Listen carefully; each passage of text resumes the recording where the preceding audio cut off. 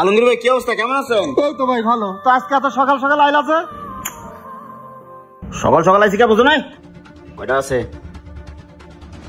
4 piece আছে। সাইডটা না, সাইডটা তো হোটেল মেকা হইব না। আচ্ছা সাইডটা কত দিবেন? 4 পিস 600 দিয়ে দিও। এই মিয়া মনে মুরগি আছে তোর বর্তমান সাইডে 400 দিয়ে দাও না, দিয়ে দাও। আচ্ছা ঠিক আছে, নাও দাও একবারে দাও।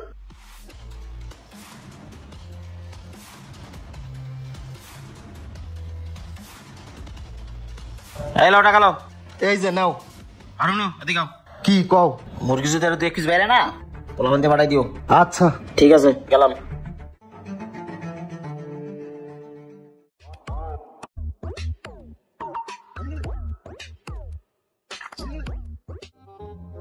সোহাগ। জি ভাই। সবজির কি অবস্থা?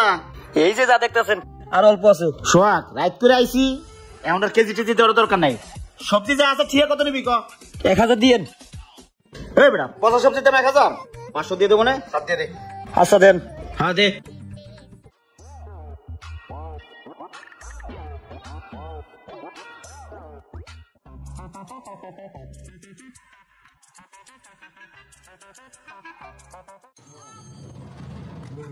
নেন ভাই। ব্যাগ ওটা দে। আচ্ছা রহিম ভাই একটা কথা জিগাই। কা তুমি কত বড় একটা হোটেল চালাও, ডেলি ডেলি রাত্রে বেলায় ফসা টসা সবজি লয়ে যাও, এইগুলো আবার কাস্টমারে খাও ভাই। আর কেউ না দুক, আল্লাহ তাআলা কিন্তু দেয়। হে বেটা বেশি কথা কস বেটা। হোটেলকে তুই চালাও না আমি চালাই? আমি তো সবকিছু নিয়ে যাইতেছি, এতে তোর উপকার হইতেছে আমার উপকার হইতেছে। আম খা, আড়ি ঘন্টা যাচ্ছা ফাজিল। আব্বা টাকাটা রাখো।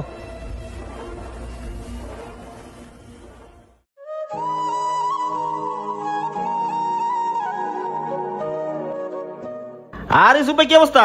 এই তো ভাই ভালো। ভাই যাই বসেন। এই ইসুফ ভাই 1 প্লেট খাবার দে।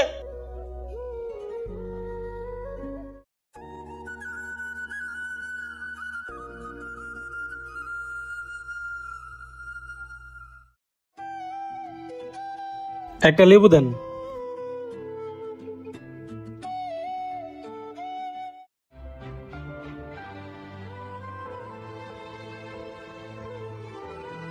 রহিম ভাই কত হয়েছে?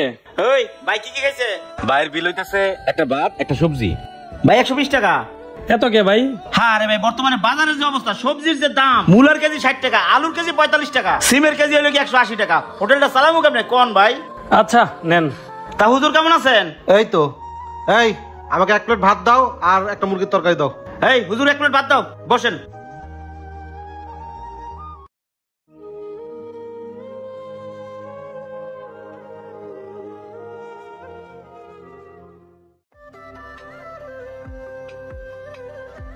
বিসমিল্লাহ।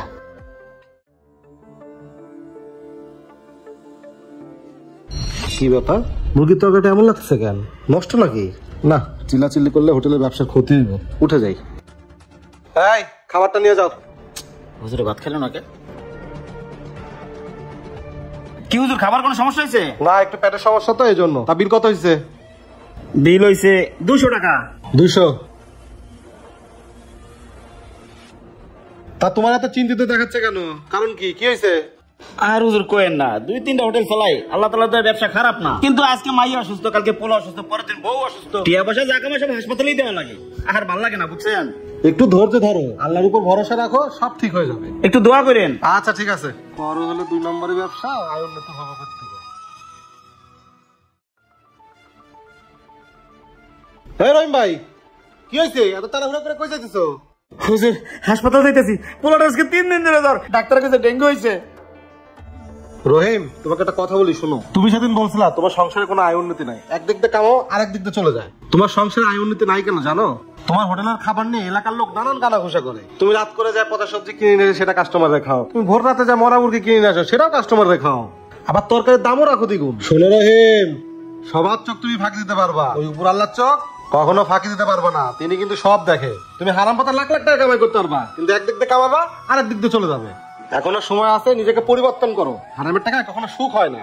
শোনো, মানুষ বিশ্বাস করে তোমার হোটেলের খাবার খায়, তুমি সেই বিশ্বাস ভঙ্গ করতেছো। আমার বলার দরকার আমি বললাম, বাকিটা তোমার ইচ্ছা। তা চলো হাসপাতালে যাই, তোমার ছেলেকে দেখে আসি। চলো। হুজুর আমার অনেক বড় ভুল হয়ে গেছে হুজুর, আমার মাফ করে দেন। আমি টাকার নেশা বন্ধ হয়ে গেছি, এখন থেকে হালাল ভাবে ব্যবসা করবো, হালাল খামো।